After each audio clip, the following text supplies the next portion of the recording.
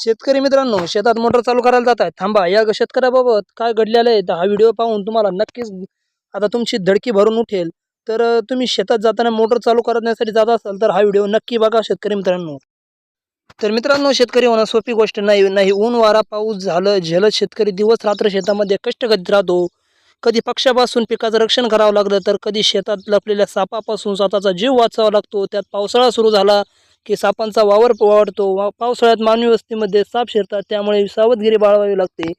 साप हा शब्द जरी उच्चारला तरी अंगावर काटा येतो. साप हा सरसा सरपटणारा प्राणी आहे की जो कधीही कुठेही दडी मारून बसलेला असू शकतो.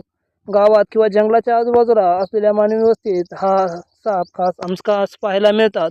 लहानपणापासून मोठ्यापर्यंत सर्वांना याची भीती वाटत असते. दरम्यान तुम्ही शेतात विजेची मोटर बंद अथवा चालू करण्यासाठी जात असेल तर तुम्ही या शेतकऱ्यासोबत व्हिडिओ पाहून तुम्हाला कळेल आणि धडकीच भरेन तुम्हाला. त्यासाठी हा व्हिडिओ पूर्णपणे बघा. पावसाळा सुरू झाला की अनेकदा साप मानवी वस्तीमध्ये आढळतात. पावसाळ्यामध्ये जमिनीवरील पिळ्यामध्ये पाणी साठवणे, साप अन्न आणि निवाऱ्याच्या जागी तिथे शोधात मानवी वस्तीमध्ये शिरतात. त्यामुळे अनेक घराच्या कोपऱ्यात किंवा शेतकऱ्याच्या शेतात असे लपून बसलेले असतात.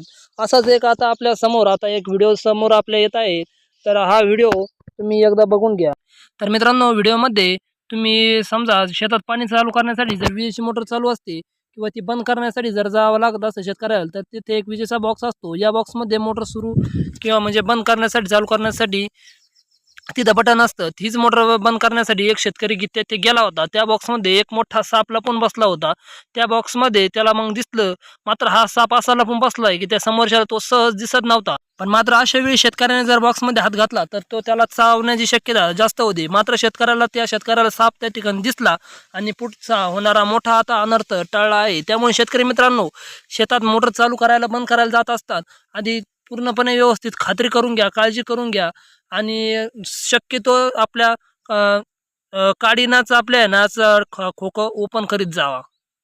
कारण की मित्रांनो, तुमच्या जीवावर तुमचं कुटुंब जगत आहे. तुम्हाला जर काही जास्त कमी झालं तर तुमचं कुटुंब कोणाकडे पाहिल? कारण शेतकरी हा कुटुंबच नाही तर शेतकऱ्याला अख्खं जग सांभाळायचं असतं. कारण कारण शेती म्हणूनच शेती म्हणूनच तर सरकार एकदम आनंदी तिकडे बसून खात आहे. पण त्याला सरकारला अजून शेतकऱ्याची अजून दयासुद्धा येत नाही. पण त्यामुळे शेतकरी मित्रांनो, तुम्ही तुमची काळजी घेणे ही एकदम अत्यंत गरज आहे.